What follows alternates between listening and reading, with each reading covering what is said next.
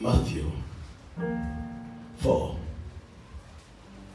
from verse 1 to 11. Matthew 4, verse 1 to 11. Trusted for a divine assignment. Trusted for a divine assignment. Matthew 4, 1 to 11. Pastor Alfred, you can read for us in Swahili. Amen. Kisha Yesu alipandishwa na roho nyikani ili ajaribiwe na ibilisi. I want you to understand that sentence very well. It was the Spirit who took him so that he may be tempted, so that he may be tested. The Spirit took him, not his flesh desire, not anything else but the Spirit, so that he may be tempted by Satan. Go on, man of God. Akafunga siku 40 mchana na usiku, mwisho akaona njaa. Mjaribu akamjia akamwambia, ukiwa ndiwe mwana wa Mungu, amuru kwamba mawe haya yawe mikate. Sikiza mtoto wa Mungu, hata kama ungelijaa Roho Mtakatifu aina gani, kuna wakati wa njaa. Na hata kama ungelikuwa na nguvu za aina gani, wakati wa njaa mjaribu atakuja tu. Na alipokuja akamwambia, geuza mawe haya yawe mkate. Naye akajibu akasema, imeandikwa, mtu hataishi kwa mkate tu, ila kwa kila neno litokalo katika kinywa cha Mungu. Yesu alikuwa na uwezo ya kusema, nitakuonyesha ya kwamba mimi ndiye mwana pekee wa Mungu aliye juu, na ageuze mkate. Lakini akasema imeandikwa, mtu hataishi kwa mkate tu, bali kwa kila neno litokalo kinywani mwa Mungu. Endelea baba. Kisha ibilisi akamchukua mpaka mji mtakatifu, akamweka juu ya kinara cha hekalu, akamwambia, ukiwa ndiwe mwana wa Mungu, jitupe chini, kwa maana imeandikwa, ataagiza malaika wake na atakuagizia malaika zake, na mikononi mwao watakuchukua, usije ukajikwaa mguu wako katika jiwe. Yesu akamwambia tena, imeandikwa, usimjaribu Bwana Mungu wako. Kisha ibilisi akamchukua mpaka mlima mrefu mno, akamwonyesha milki zote za ulimwengu na fahari yake, akamwambia, haya yote nitakupa ukianguka kunisujudia. Ndipo Yesu akamwambia, nenda zako Shetani, kwa maana imeandikwa, umsujudu Bwana Mungu wako, umwabudu yeye peke yake. Kisha ibilisi akamwacha, natazama wa malaika wakamtumikia. Amen. Amen. 11 says, the test was over, the devil left, and in his place the angel came and took care of Jesus' need. Amen. Amen. Ask your neighbor, can God trust you with a divine assignment? Look at a neighbor eyeball to eyeball. Ask your neighbor, can God trust you with a divine assignment?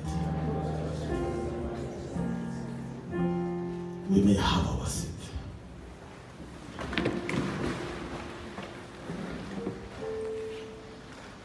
As I started talking to you people of God, I said that Jesus Christ came. The Bible says at the age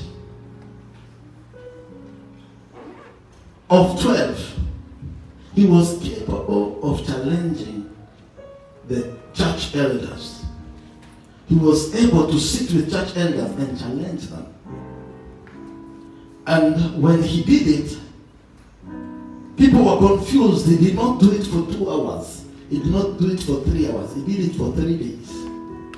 3 days of non-stop talk, debate that is taken with the church elders. And they were like, we cannot understand the wisdom that this young man carries. And though he knew that he had that capability to to do that. He disappeared again.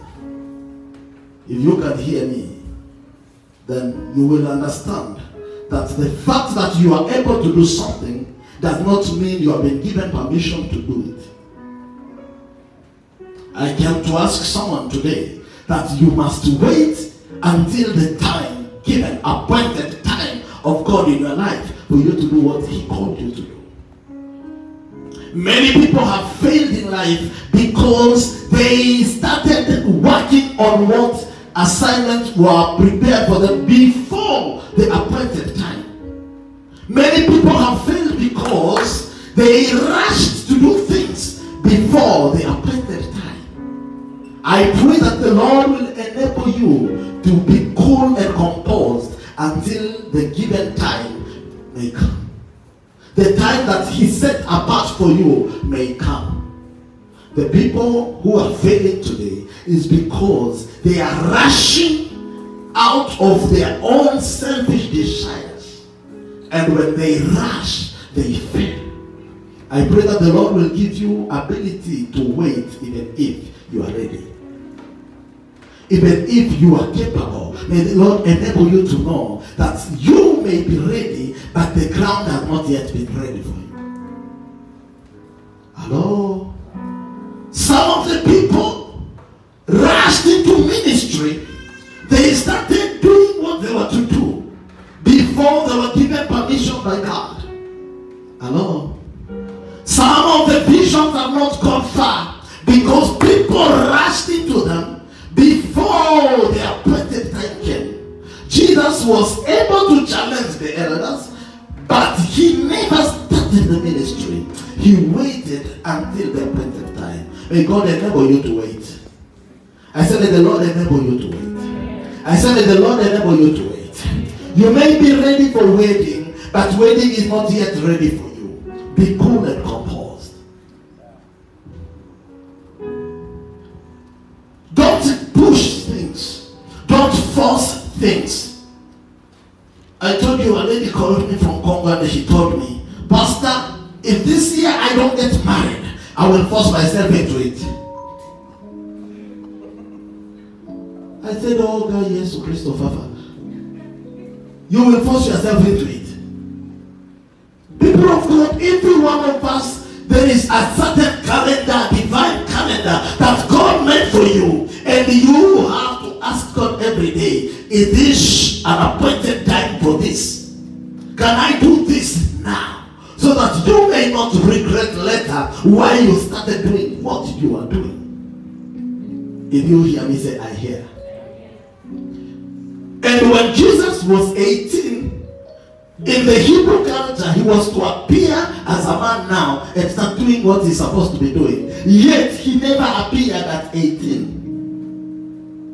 He waited until 30. Why? Because he knew that my assignment will be for 3 years, and when I finish it, I will be accomplishing what I came to accomplish. I came to request you to learn to understand the assignment that has been given to you. People of God, don't rush to another assignment before you accomplish the first assignment.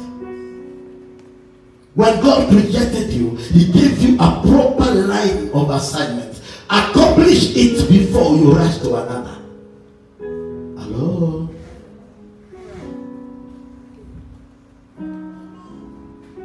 So Jesus Christ waited. And when time came for Him to be manifested, when time came for Him to appear, something happened somewhere. A son who was born 6 months before Jesus Christ started preaching. And when he started preaching, for Jesus it was a sign that the one who was made to affirm me has started. Now I can appear. Everyone on earth has somebody who must introduce him or her to what he wants to do. Don't rush before you are John the Baptist. There is a John the Baptist in your life who must introduce you in what you want to do. If you rush and you start before John, who will introduce who? John was born only for one purpose: to come and introduce Jesus, to come and affirm, to come and confirm to people that this is the Son of God. If Jesus was to rush to start ministry before John, who could confirm who? People of God, some of us, our John the Baptist are behind us. We are already ahead, busy doing what we were not called to do. Hello? I told you, 2 reasons why people die is because, number one, they achieved what they came to do on earth, or they diverted from what they came to do. Not everyone who died accomplished. Many died because they diverted. So if you rush before you are John the Baptist, you may reach somewhere you think you have reached, yet you have not started. I came to request you, Son of God, the kingdom is asking, can God trust you again with another assignment? Because it seems you have run, you are running away from the first one. It seems you are running out of energy to accomplish the first one. The Lord has given you the first assignment. You know it better, but it seems you are not focusing on it anymore, and you are busy claiming people's assignments. I told you the problem we are facing at the church is because we want to carry people's cross, not carrying our own cross. We want to carry people's cross. I want to study Sarah until I know who is Sarah, yet Sarah is not interested in my studies. Busy following to know who is Sarah. What does she eat? Why does she make her hair that way? And why does she sit there? Why does she talk to so and so and not to so and so? Busy carrying people's cross, not your own. Help me look at another neighbor. Carry yours. You have dropped your cross. You are doing studies of people. You mean that is the guy who is leading praise and worship? I met him in a compromising situation. Where were you to find somebody compromised? Were you compromised too?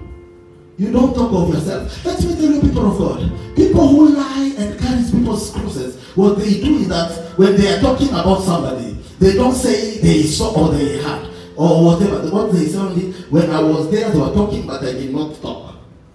I was listening. Anyone who comes to you to tell you that people were mocking you, they were talking about you, but he was only listening, is a lie. No one listens. They participate. So, please carry your cross and allow others to carry theirs. At the day of judgment, there is no day God will stand and start asking me, by the way, Pastor, so what about church? So, God does not have that time. Everyone will be speaking on his behalf. God is calling you today to wake up and carry your cross. If you want God to trust you, then you must learn to leave people and carry what you have. If you hear me, say I hear. So when Jesus Christ appeared, something happened. When he came, he was able to tell John, you know I'm the creator. I am the word of God that created everything, and I want to create and make you, John, what you are supposed to be. But Jesus came and he humbled himself to be baptized.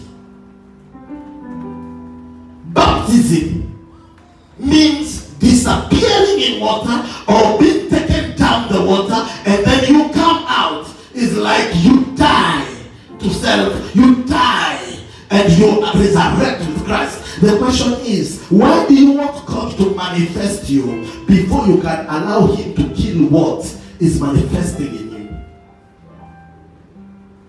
you? Why do you want God to bring you, to present you to the world, yet you are carrying things that are presenting you before Jesus came to your life? You must be baptized. There is a season in life that you disappear, not for any problem, but for your own good. There is a season in life that things don't work, and not for any reason that will kill you, but because God is preparing you. Some of you, people are not talking good about you, though you want them to talk good. You are in that season where God is chopping some things puts on you is taking care of you to prepare you for greatness. Hello?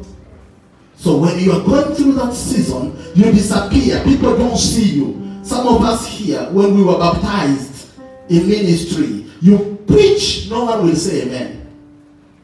You jump, you do whatever you do. No one is even interested in what you are doing. Sometimes you come, you look at your pastor, and you wonder, Pastor, when will I ever preach? Because I'm feeling like the sermons are burning in me. You are being baptized, my friend. No one is seeing you. They are seeing water. Hello? Every season that you go through, that you find that people are not focusing on your vision, just know that God is baptizing you. Just know that God is working on you. Just know that God is preparing you for something big. Don't try to be seen and you are underwater. Wait for you to come out. And the Bible says when Jesus came out of the water, heaven opened and God himself proclaimed him. He said, "This is my beloved son. Listen to him. Listen to him." You want people to listen to you? You must wait until God proclaims you. Hello? I told you a preacher came to me and he told me, "Pastor Axon, I don't understand. When I talk to them, they don't listen. But when you talk to them, they listen." I told him the problem is because you talk to them. I don't talk to them. I allow the Holy Spirit to talk to them. Hello? When you want to be proclaimed by God, then you must endure every process. You must baptize, and after being baptized, you wait for his proclamation. And when he says, "This is my beloved one," listen to him or her, people will listen to you. I pray that the Lord will proclaim you today. And everyone in 2018 will listen to your vision. Everyone in 2019 will follow your vision. Everyone in 2020 will be running to accomplish your vision. Because you have waited for God to proclaim you.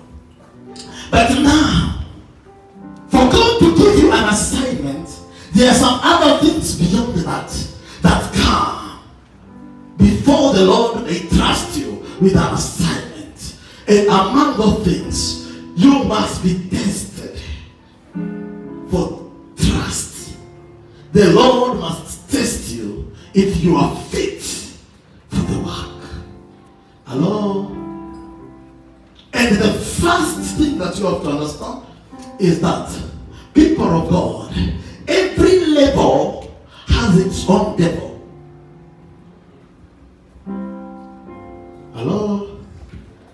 Every level you admire has its own devil. So if you want to conquer a certain level, you want to swim in a certain level, then you must be ready to face the devil of that level. The demons that the choir members are fighting with are not the demons I'm fighting with. I am fighting with pastoral demons.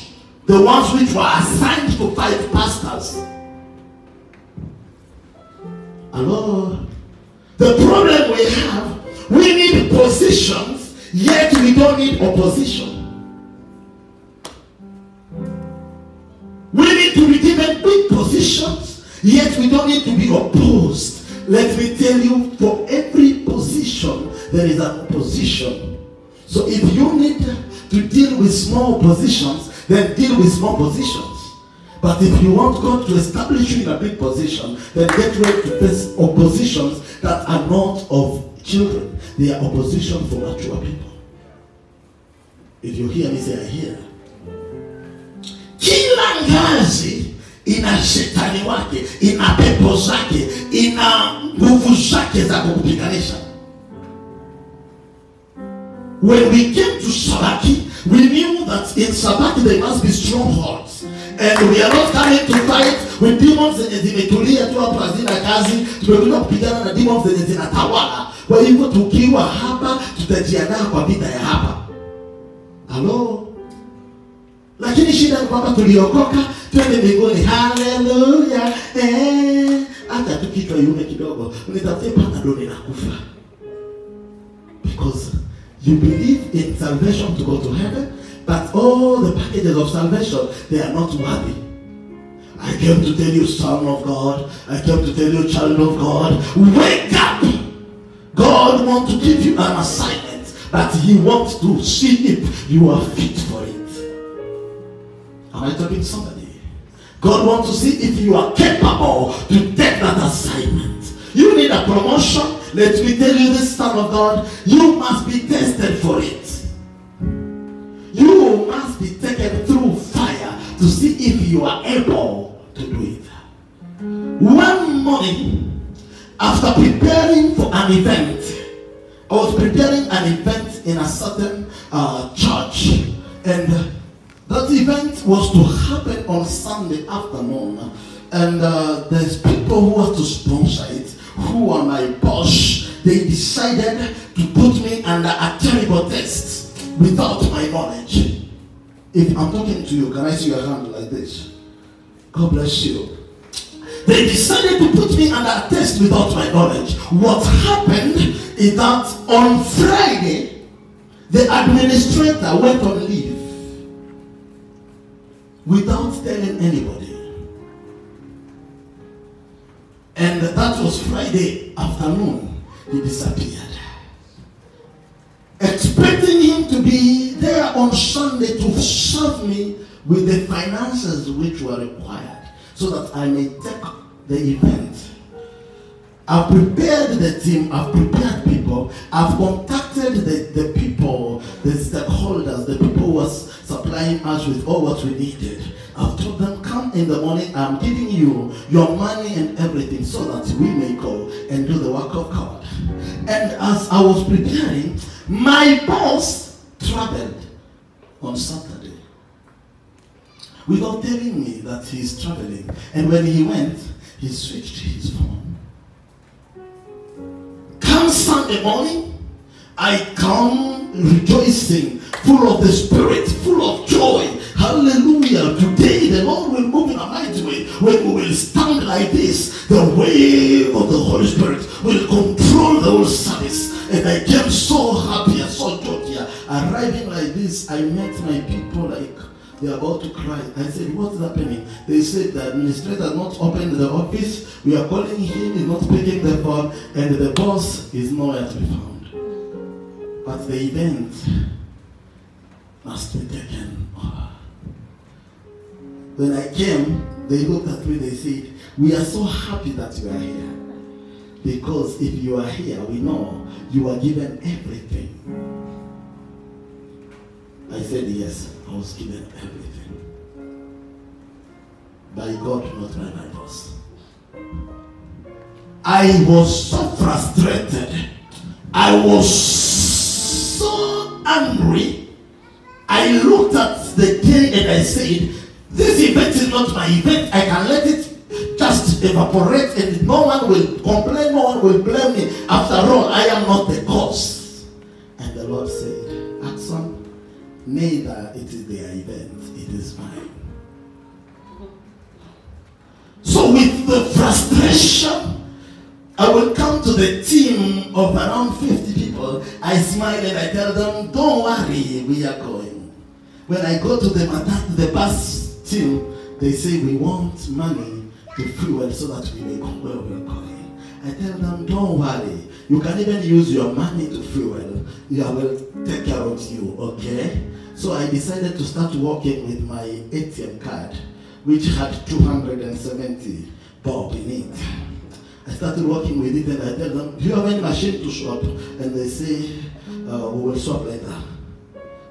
So I said, can we start the process to go where we are going? I've never been frustrated like that. And we went. We were not able to buy lunch. So I told people, you know when you are singing, it is good to sing when you are hungry, so that the voices may not be challenged with those chemicals of food and other things. When you sing, you are hungry, you sing very well. And at the point that they knew I am a music director, they understood what he says is what we will do. So they sang hungry. The event was so powerful.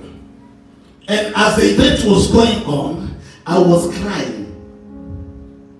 I was telling God, after this, everyone will come for money. I don't know what to do. And when the event came to an end,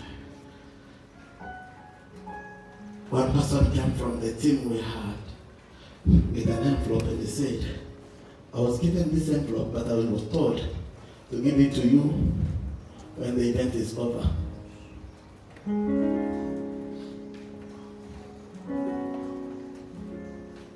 I looked at him and said, so you are one of them? He said, yes. They said they want to test your ability to lead. If you can kill an event because of frustration. Oh my God. I never knew I was under test. I never knew I was being tested to see how I behave when I am not in my comfort zone. I never knew that they were trying to see, can this person lead people in a tough moment? Hello? And God is sending me to ask you, can He trust you with another assignment? Are you capable to endure difficulties? Are you capable to control your emotions when things are tough? Are you capable to control yourself when no one is listening to you? Are you capable to worship when there is no food in the house? Are you capable to tell people God is good, yet you know things are not moving? Can God trust you with another assignment? Can God trust you that you are the person He will take through fire, and yet you will still raise up your hands and say, my God is wonderful? Ask your neighbor, can God trust you? Shake your neighbor, my dear, ask your neighbor, can God trust you? You are so emotional. Small things happen. Mukae na kanisa yenu, mukae. Tunashangaa jamani, tukae na kanisa yetu, mukae. Nafikiri tu ya kanisa. You are too emotional. Can God trust you? A girl comes and tells me, Pastor, I'm telling you, I am fed up. I say, you're fed up by what? I'm fed up. He is a liar. A demon. Even a father of demons. I looked at her and said, what did he do? He lied to me. He's going to Kisumu. Then he went to Mombasa. So, madam, you are fed up. Yes, I'm fed up. I looked at her and said, how old are you? She said, age is just a number. I looked at her and said, you will carry numbers. She kept quiet, and she said, what are you saying? You mean I can forgive him? I said, I did not say that. She started coming back to herself. She realized, I am so quick to react on some things that I'm not supposed to react. I told you, kuna baba na mama walipigana kwa sababu ya panya kwa nyumba. Baba anasema, umeona hiyo panya? Imetoka hapo, ikaenda hapo, ikarudi hapo, ikashuka. Mama akamwambia, hakuna kitu kama hiyo. Panya imetoka hapo, ikaenda hapo, ikashuka. Wakapigana. Baba anamwambia, wewe mjinga, hauna macho wewe. Imetoka hivi, kaenda hivi, ikatoka hivi, karudi hivi. Mama anamwambia, hapana. Imekuja tu hapa, ikaenda hivi. Jamani, kama panya imetoka ama imekuja, baada ya kupigana ni pa. Angalia jirani yako, mwambie hata wewe unapiganiaga panya. You fight over things which are irrelevant. You get angry over things which are not even important. Kuna mtu yuko hapa hajasamehe mume wake kwa sababu hakununuliwa nguo ya Christmas card. Na amefura. Na ataenda na mfuro mpaka 2019.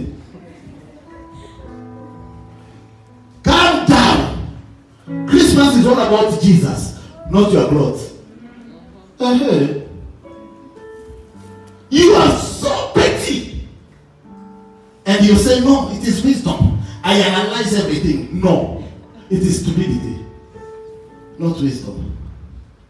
God is asking you, can I trust you with another assignment? You have taken anger like a weapon. Ukiingia kwa nyumba kila mtu anaogopa kwa sababu anajua tukimchokoza atakasirika. Kasirika. God will not trust you with another assignment. Hello? Some of the people are running the church, the ministry, even the body of Christ because they were gossiped. Aliniongea vibaya. Minister waenda tena kwa hiyo kanisa. Yesu Kristo. Shake your neighbor, hope you're not the one. And that's the reason why God sent me to ask you. I'm about to close the chapter of 2018. But can I trust you with another assignment? Can I trust you that you will be fit enough to do what I want you to do? How did you behave with small tests that you went through? Why are you in Form 4 yet you want to be tested with kindergarten tests? Why are you asking God to give you children's tests yet you have matured? The things you will face will determine your level. I came to tell somebody, wake up, pull up yourself. Time to be taken. Pampers is over. We will not pamper you. Hello? Somebody told me, Pastor Hudson, pampers are for children and pampers are for mature people. So if you want us to pamper you, for how long will you be a child? God has a big assignment for you. God wants you to arise and do something big. And the reason why he's saying what you are undergoing was not meant to kill you, was meant to declare your level. If you hear me, say I hear. If you hear me, say hallelujah. Wake up!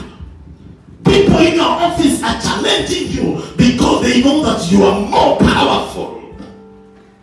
I told you, muti utupa mawe kama inabeba matunda, na wale utupa mawe ni watoto.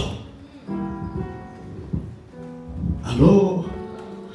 Ukiona muti na matunda, jua watoto watatupa mawe. Anyone who is trying to challenge you negatively is a child. Don't pay attention on children. Pay attention on your vision. Pay attention on the reason why God brought you on earth. Pay attention on what God requested you to accomplish. If you hear me, say hallelujah. If you hear me, say hallelujah. Utawacha boma yako unaenda pigana huko mtaani watakupasua uso. Pastor Kim told us here. Rafiki yake mmoja alikuwa anavaa msalaba. Do you remember that? Na kila wakati wakitaka kumpiganisha, anamwambia mtu, umenizoea tu kwa sababu ninavaa hii msalaba. Siku moja nitaitoa, utajua mimi ni nani. Na siku moja alikuja kukasirika, akatoa msalaba, alafu wakampiga.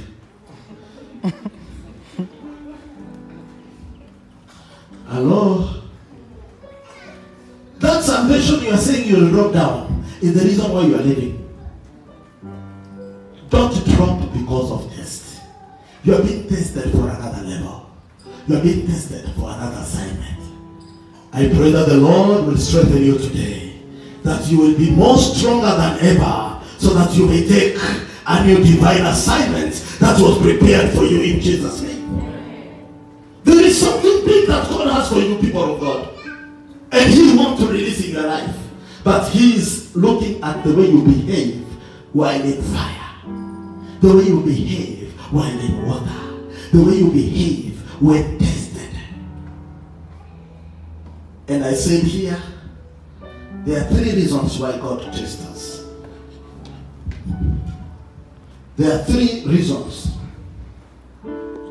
why God tests us. Reason number 1.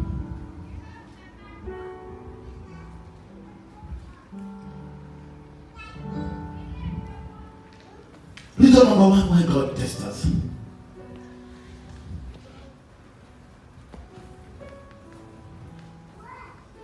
Is for diagnostic purpose. Doctors will tell you I know Dr. Norman will tell you, we take people through some tests to diagnose what is the problem. Why are they going through the issues they are going through? And let me tell you this, God will test you so that He may help you to realize how silly and petty you are still behaving. Hello? Mungu huwa anatupitisha kwa kipimo ili kwamba kwa hiyo muda ya kipimo tuanze kugundua vitu vidogo vidogo vinavyotusumbua, vinavyotufanya tumuache Mungu haraka. The Bible says in the book of Deuteronomy 8:2 that and you shall remember the whole way that the Lord your God has led you these 40 years in the wilderness, that He might humble you, testing you to know that was in your heart, whether you would keep His command or not.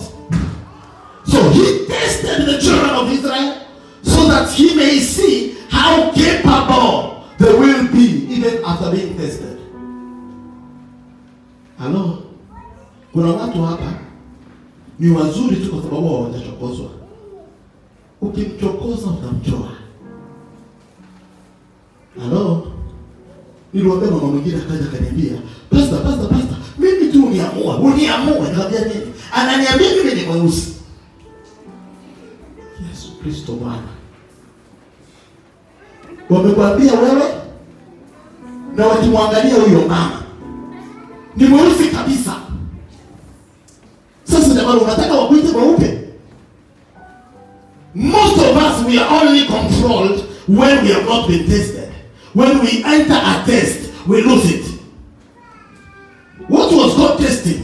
God knew that if I take the Israelites to the promised land with the kind of gossip they have, the way they are complaining over everything, the way they are lazy, the way they have lust, the way they are full of pride, the way they are full of anger and selfishness, they will destroy the promised land. And the Lord is asking you today, are you having those issues? Then the test you are undergoing is to help you discover those 4 weaknesses that you cannot carry to the next level. If you hear me, say I hear.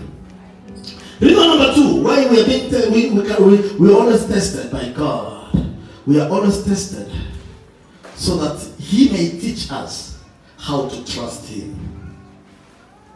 Hello? Let me ask you a question.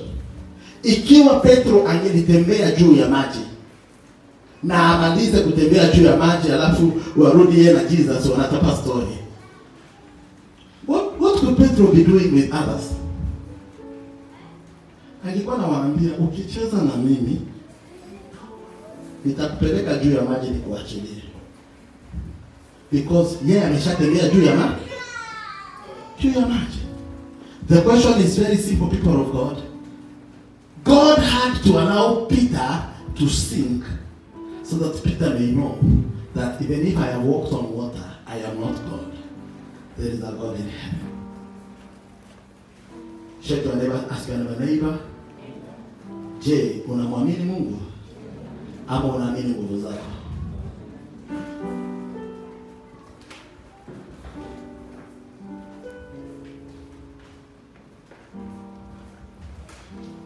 Yesu anasafiri na wanafunzi wake majini. Wakiwa wanasafiri kwa chombo, akalala. Wanafunzi wake zoruba ikaja. Wakaanza kulia. Wakaanza kushauri. Nyuma ndio wanakumbuka, situamshe ujamaa naye, tuzame pamoja. Ndio kuamsha Yesu akamwambia, "Nini wenye imani hapa? Mbona mnaogopa na ikiwa hapa anatuliza zoruba?" Vipimo vingine, zoruba zingine unazipitia, Yesu anataka umwamshe.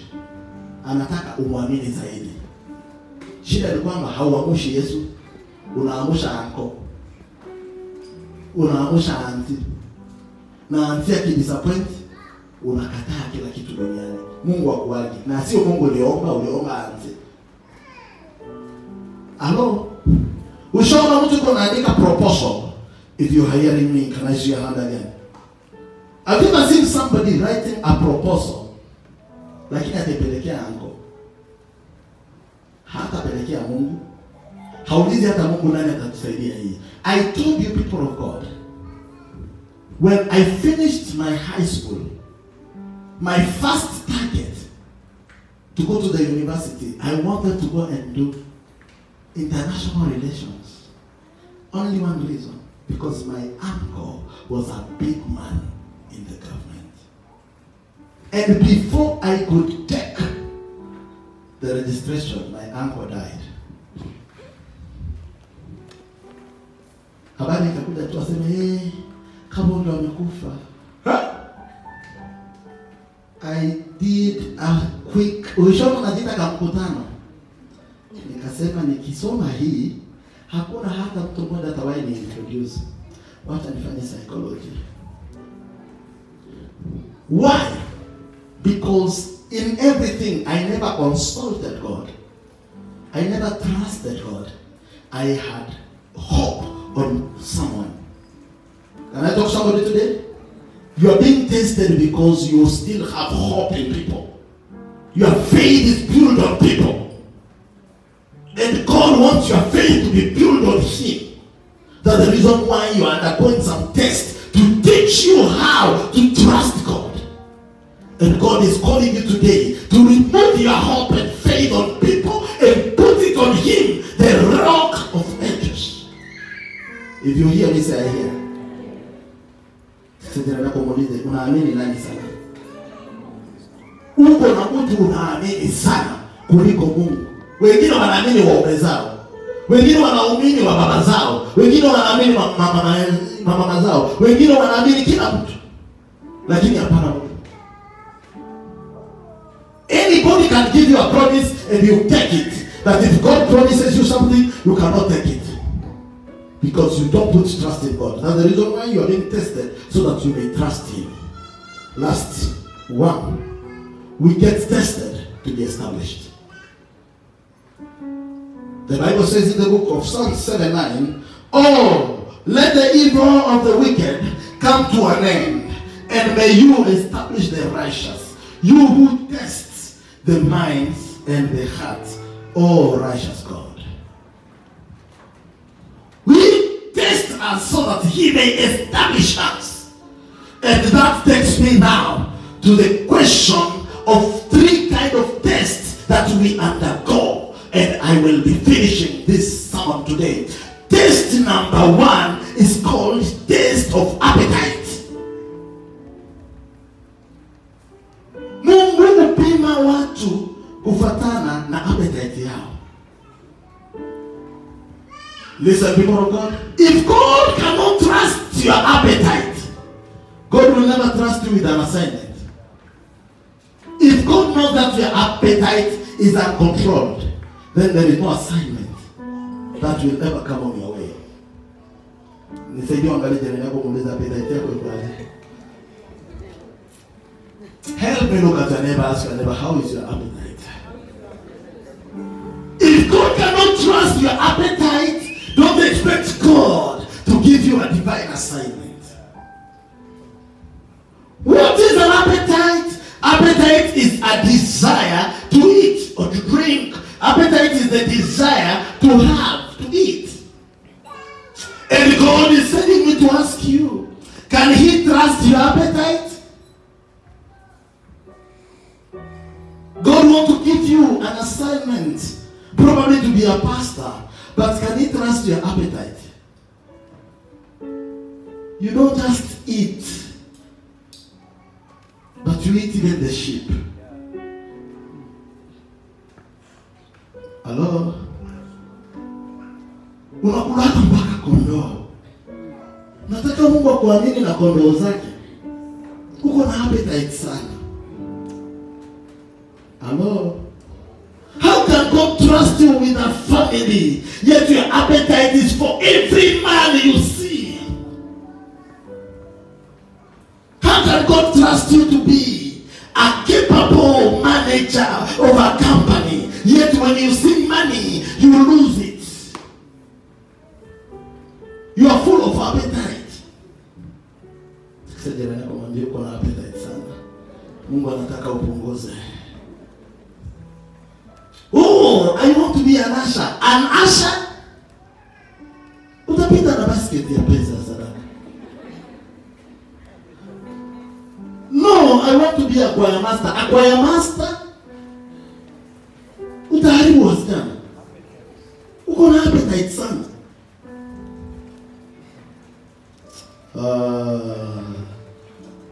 Mungu nisaidie niwe muombaji. Utaua watu wewe. Uko na appetite sana. Utapana maunabii za uongo, utakula pesa za wenyewe na unakimbia. May God control your appetite tonight. May God enable you to control your appetite. Hello? Appetite for money. Pesa. Hata ukiwa umelala wakiangusha shilingi unasikia. Unaweza kuiokota kwa macho kwa kiroho. Shilingi. Hello? You have an appetite for immorality. But you want God to trust you? With what? With who? Hello? Control yourself first. Control your appetite first. God wants you to be able to prove that He can trust you.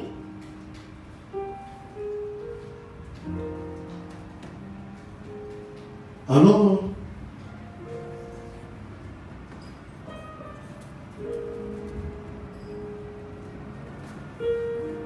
Last week I was talking to a woman who was telling me, Pastor, pray for my husband.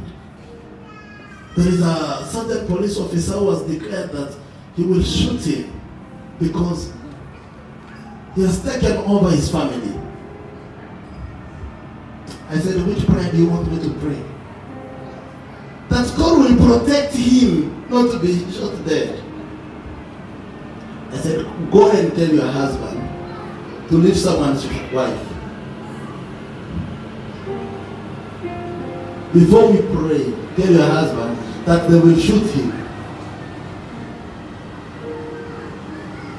Sasa nianze omba nini? Hello? Help me just look at your neighbor. Can God trust you with a divine assignment? You are full of appetite. Taste number 2, people of God, is a taste of fame. Fame. God wants to see how famous you can be, yet you are glorifying His name. Popularity. The Bible says the taste number 1 of Jesus was food. God was testing His appetite. If He was capable of turning it because He was hungry, and because He conquered it, He was taken to the second test. Oh, fame! Jitupe ataamuru malaika wakushike. Wewe ukijitupa malaika wakushike, utatokesa.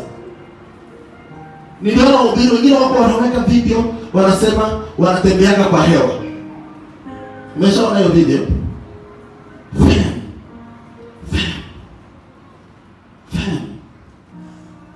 We are busy looking for fame. And I always ask you, people of God,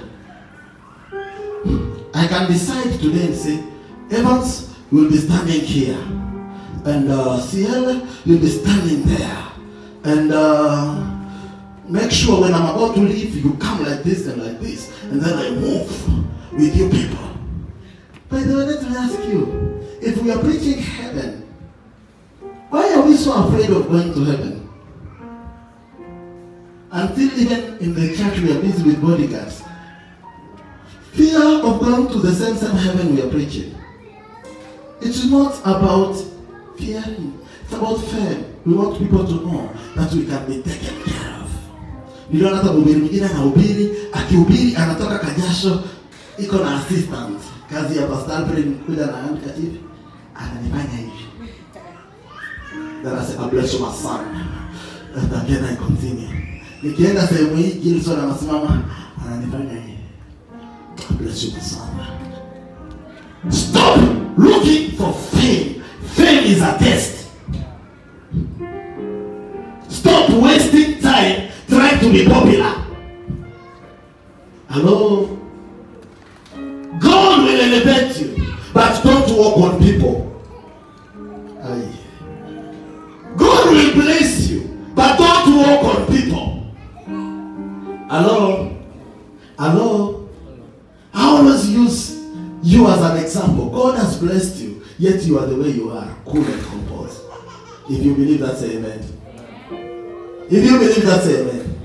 But some of the people here, I told you, I was just walking on a certain parking, and I met a lady, and I said hi to her. And as I said hi to her, I told her a word that God dropped in my heart.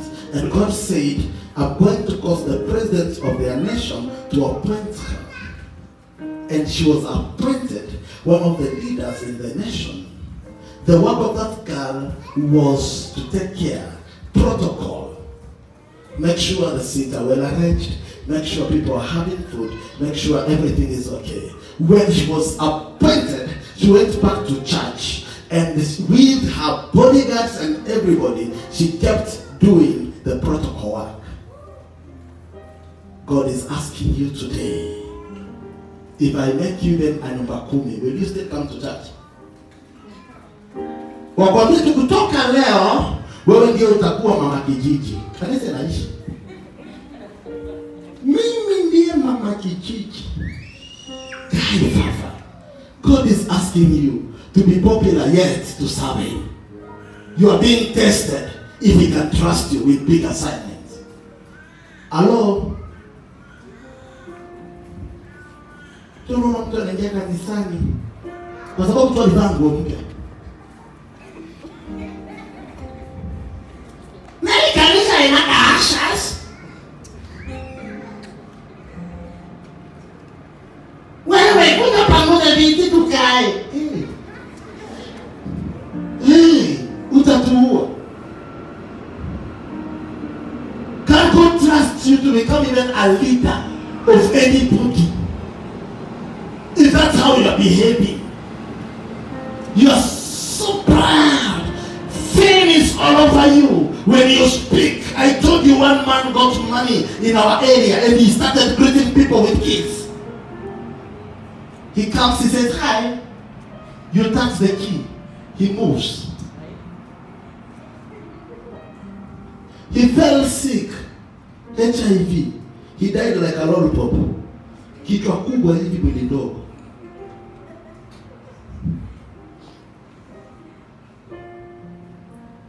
Mini maringia, really? Just have your body like this, really? This one, let me tell you, the things that makes you to think you are famous are the things that get spoiled fast when you go to the grave. Ya kwanza, unaona hiyo mdomo yako inafuraga hivi. Hiyo tumbo yako inaputa. Ya tatu ni viungo vya siri. Hivi vya kwanza kuoza. Najua tunakufanya unafanya dhambi nyingi. Hello? And God is asking you,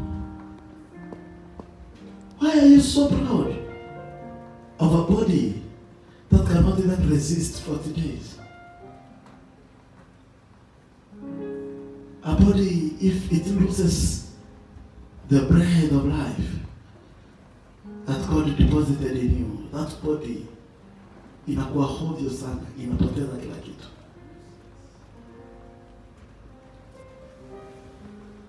Hello?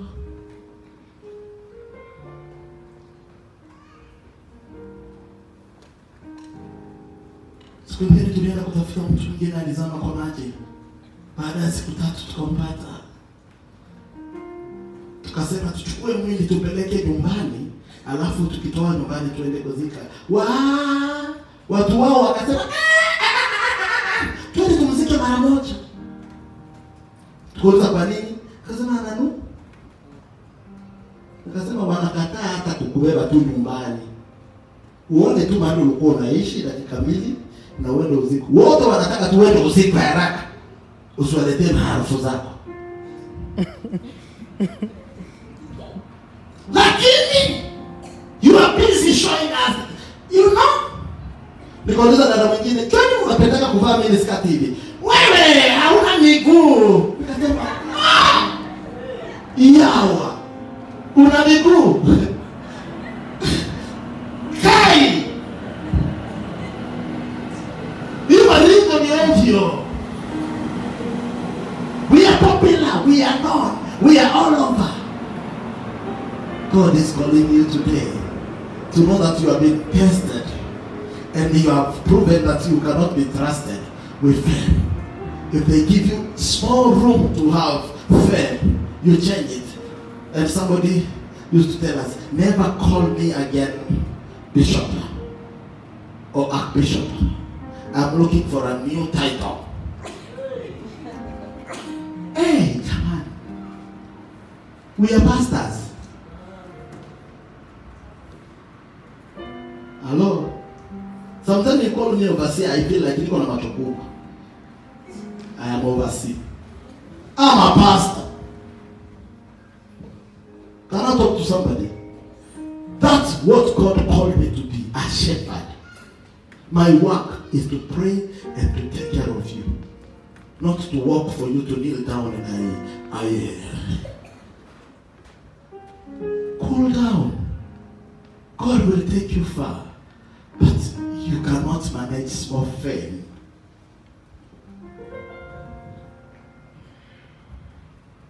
Jamani, sifa kidogo tu inakupotezana. Sifa kidogo tu. Wakikusifu kidogo tu unapoteza mwelekeo. You know what? You are now the father of the fathers. Are you sure? What can I do for you? You are nobody. You are a child of God. Thank God for that. You are being tested for faith.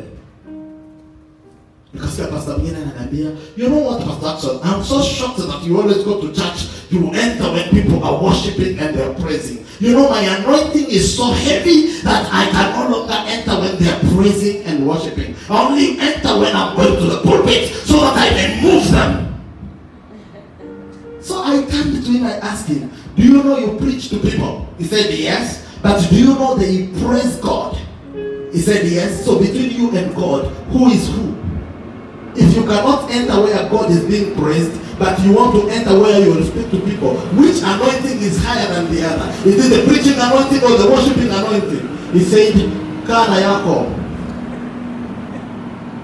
The problem we have is because we want to become so big and we are nowhere. Humble yourself. You are being tested, and the test will overtake you. Humble yourself. God is testing you. You sing well. Humble yourself. Mwimbaji tu anaimba vizuri mara moja, unajua nisipoimba hapo watapata shida. Sasa inabidi waanze kufikiria vile watakuwa wanamtreat. Hello. Tutakutreat bila tutakutreat, lakini mbingu hautaingia. Kiburi cha uzima kiendani mbinguni. God wants you to humble yourself. If you hear me, say here. God will give you money in 2019. God will give you positions in 2019. God will elevate you in 2019. But He wants you to be humble. If you want another assignment, God can trust you when you are humble. Not when you are trying to prove fame. You are so famous, so popular. Because Pastor, I'm telling you, the reason why we have to change the music industry ni kwa sababu uko nje watu wanapenda muziki hiyo ya kukatika kiuno. Sasa na sisi tunabidi tuilete kanisani, ngaambia kanisani kwenu. Sio mahali mimi niko. Hapa sasa hizi tukiimba baba tunakuja kwako. Kanisa ndio hapo. Kwa nini unataka tuipe quantity?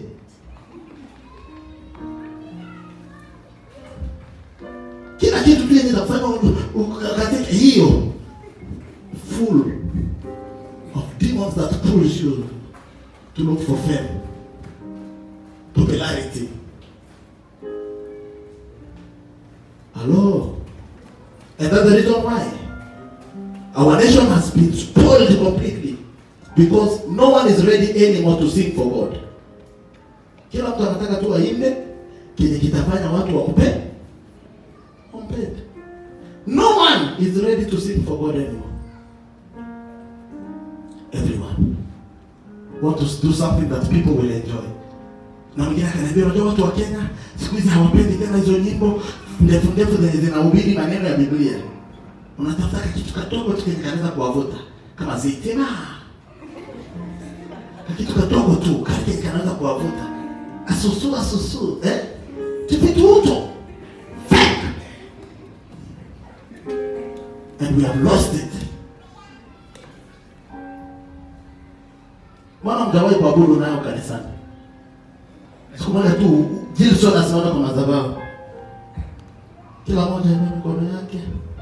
Asusu. Usilie. Asusu. Jazwa, ambia Bwana akukumbuke. Asusu, yeah.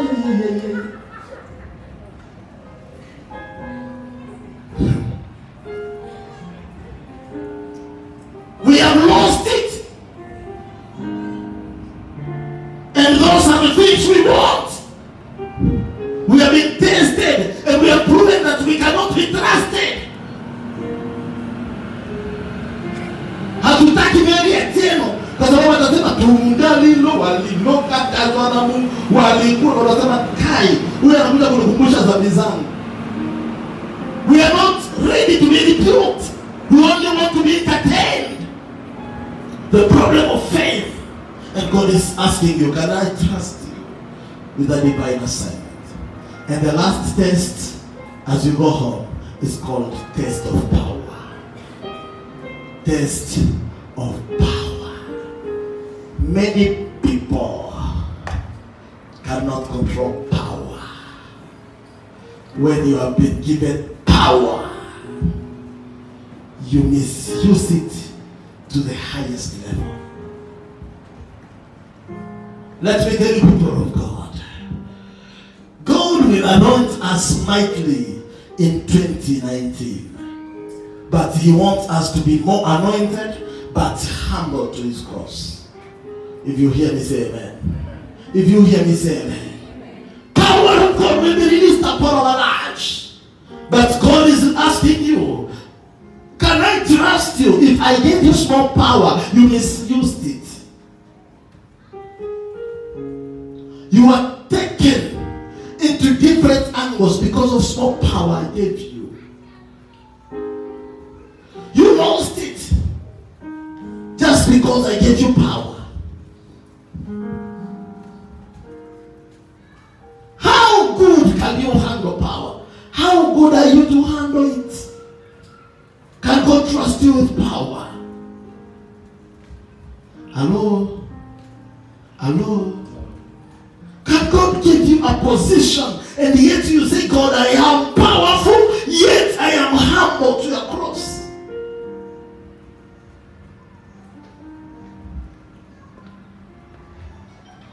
One day Marika said,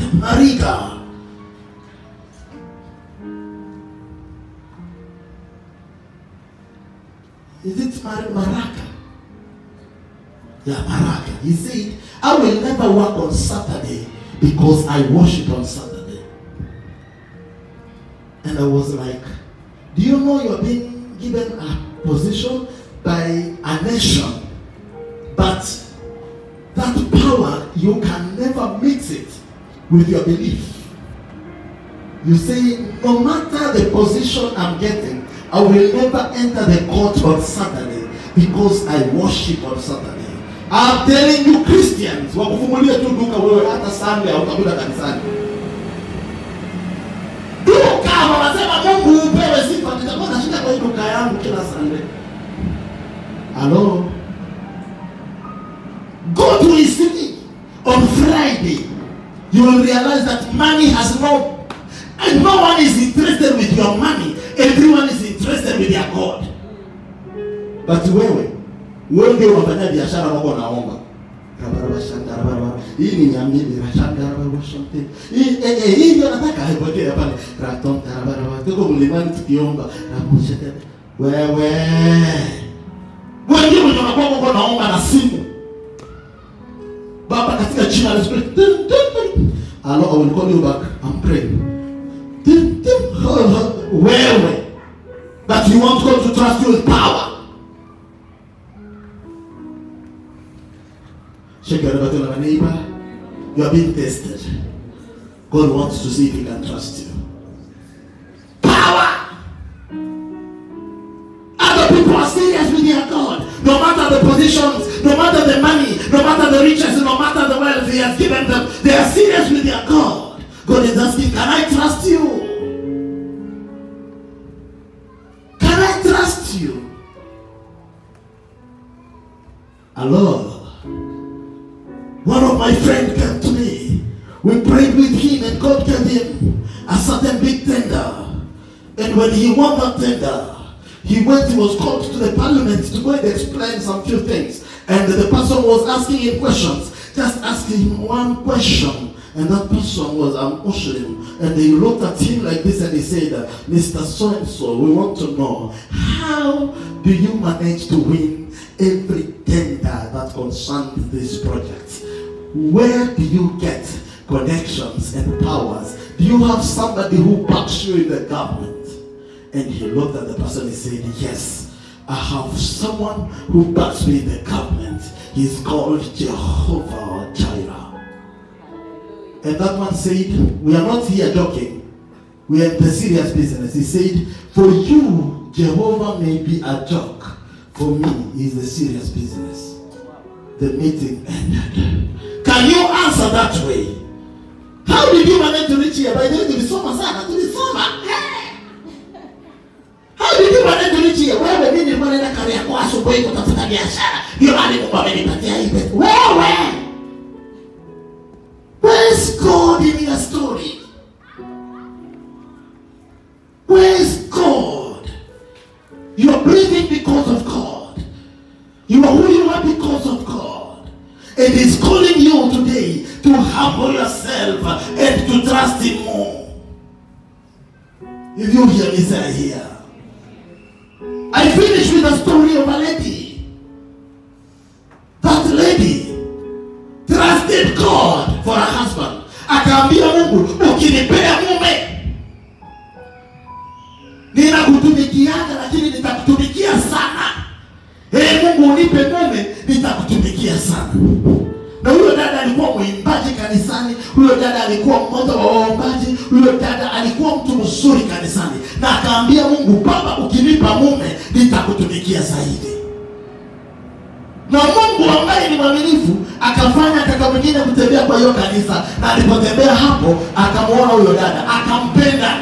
Ikabidi kaka abaki Mkristo kwa kanisa ili kwamba adandie. Na akabaki Mkristo na akadandia na akamuoa. Huyo dada siku ya harusi, watu wanasema huyo dada ambaye utembea na Mungu, Mungu amemkumbuka. Na akafanya harusi na kila kitu kawa sawa. Mungu kila mara huwa mwaminifu kwa ahadi zake. Na harusi ya huyo dada ikawa nzuri. Mungu ambaye si mzalimu, akienda honeymoon akabarikiwa, huko akirudi anaanza kutematema baada ya miezi 9 watoto wawili. Pacha. Watu wakasema kweli Mungu amempea double for her trouble. Dada alipoona watoto tu hivi, furaha ikamwingia, akasema yake ya mwisho, asante Yesu. Alafu akaambia mzee wake, unajua si kitu moja hani, unajua nimeshagundua ya kwamba house helps hawajui kutoka watoto. Nitakuwa nikiangalia watoto wetu wenyewe. Manake akamwambia, oh, okay. Ikifika Sunday anaamuka anaosha watoto, kisha anaambia mzee wake, unajua watoto bado ni wadogo, kuwapeleka kanisani hiyo hewa baridi, limonia. Acha nichukue watoto. And for 1 year, going to the second year, watoto ni wadogo, hawafai kuwa wanapita kwa baridi kwenda kanisani. Mchungaji akija anamuuliza, dada yangu ulipotelea wapi? Naambia mchungaji, niko katika kulea. Watoto wakikomaa nitarudi. Ikafika mahali mzee wake akaanza kumuita mchungaji. Anamkutana jana, mchungaji umechunga vizuri. Anamwambia, tumekuwa vizuri. Baada ya miaka 2 ya kuchunga. Asubuhi mzee anamwambia, dada, watoto wamefikisha umri wa miaka 2. Twende kanisani sasa. Naweza beba mmoja na wewe ubebe mwingine. Anamwambia, unajua haiko vizuri tuchunga watoto wafikishe umri. Na dada akasahau ahadi alizompea Mungu. Dada akasahau huduma aliyokuwa nayo. Dada akasahau kazi aliyokuwa nayo. Akaona kitu yake moja inayomtosha. Amepata watoto inatosha. Na asubuhi moja Sunday akaamka kama kawaida. Mzee anamwambia twende kanisani. Akamwambia siendi, nitachunga watoto. Mzee akaondoka akaenda kanisani kama kawaida yake. Na akiwa kanisani, dada, nilikutoa kanisani wewe. Ulikuwa ukiniambia wewe mwenyewe ulikuwa unapenda kumwambia Mungu utamtumikia ukipata mume. Ni mimi nimekuwa kisulizo kwako. Hapana, sio wewe. Ninachunga tu watoto. Mzee akaenda kanisani.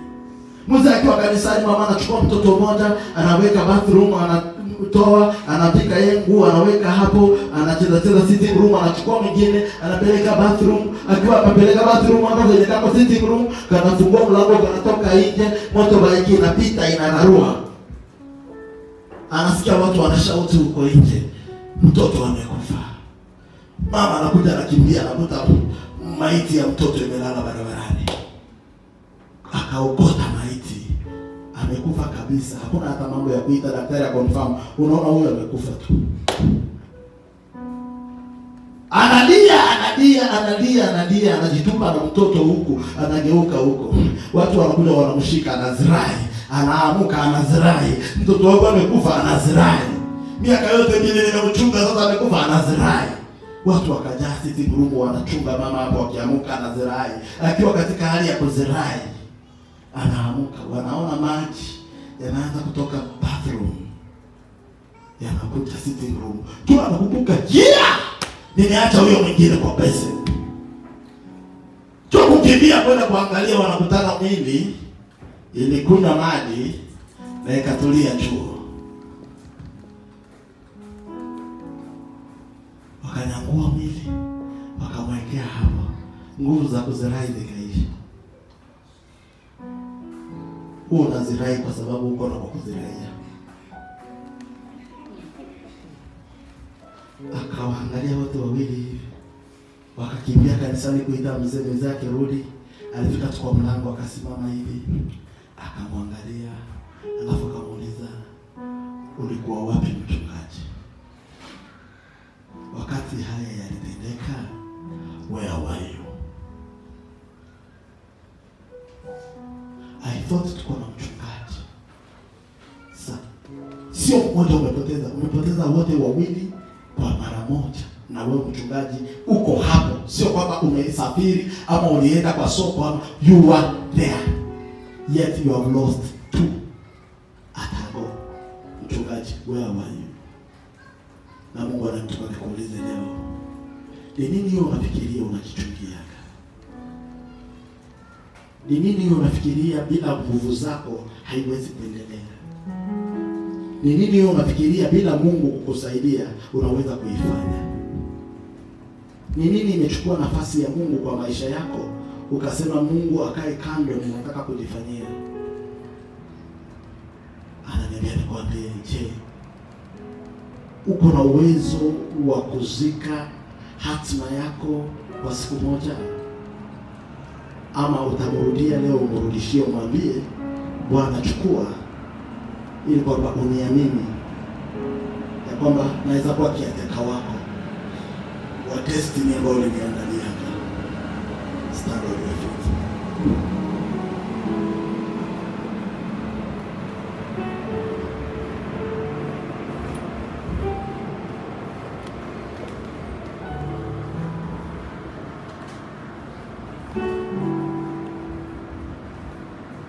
Just take 1 minute, chukua dakika moja. and talk to God and ask Him to forgive you for every test that you have failed, and tell Him to enable you to be ready and trustworthy for another assignment. Open your mouth for a minute. Just speak to God for 1 minute. Speak to Him, speak to Him. Just for 1 minute, tell Him to forgive you for every time that you failed any of the tests.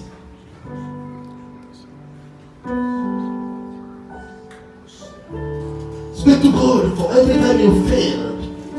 The test of appetite, He gave you, but you failed.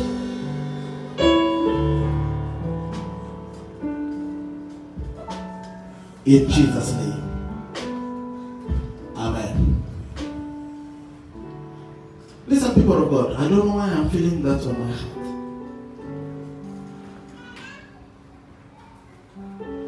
When I just said appetite, the word tithe came to me. And God is asking, how faithful are you with your tithe? You are blaming Him of not opening your doors, but He's asking, how faithful are you with your tithe? Fungo yako ya 10 umekuwa mwaminifu aje? Wakati ulikuwa ukimuomba na mwambia Baba, ukinipa kazi, kwanza nitakuwa ninatoa kwanza fungo ya 10, baadaye ndio ninapanga mipangilio yangu. Sasa hizi ukiona mshahara, hiyo pay slip ikitokeza tu mbele yako hivi, unaanza ona nikitoa tithe, mipango yangu haitafanikiwa. Nikitoa tu hii tithe, ni kama sitaweza kupanga vile nilikuwa ninapanga. You are full of appetite. Unakula na unakula ya Mungu. And God is asking you today, can I trust you?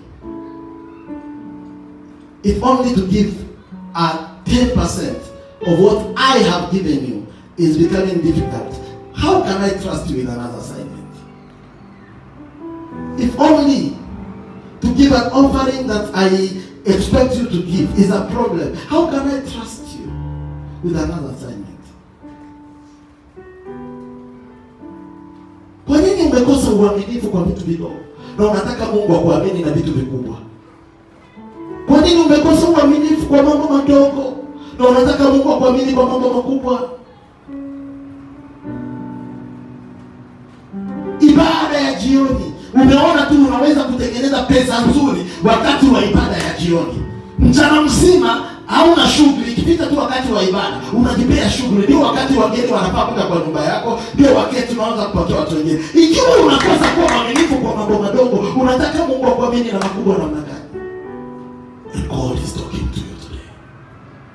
Just lift up your hands before the Lord for 1 minute.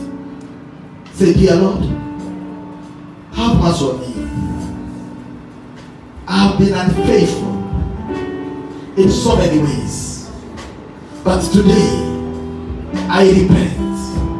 I pray that you will help me to be trusted with 2019. And I promise to be faithful in all what you have called me to do, in all what you have given me as assignment. I will be faithful. I thank you, my God, for your love, for your mercy, and for your grace. In Jesus' name. Celebrate the Lord. Celebrate. Give him the word. And for that reason, I pray that every assignment that the Lord has for you in 2019 will be accomplished. Every accomplishment that the Lord has prepared that you will do, I declare that the Lord gives you power and trusts you to do it. Whatever He appointed, whatever He made so that you may do in 2019, may today His hand may come upon you to strengthen you and to trust you that you will be faithful and He will be your God. I bless you today. I declare every assignment that the devil has prepared for you is nullified in Jesus' name, is paralyzed in Jesus' name. You will not do any work which is not from God. I declare every assignment from heaven will locate you and you will accomplish it. In the year to come, you will be powerful, you will be strong, you will be able, and the Lord will enable you. I bless you. I bless you. I bless you. In Jesus' name.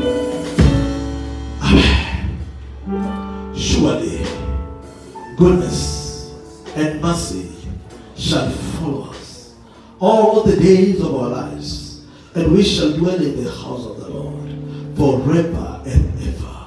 May the grace of our Lord Jesus Christ and the love of God and the fellowship of the Holy Spirit be with us now and forevermore. Amen. God bless you. God bless you.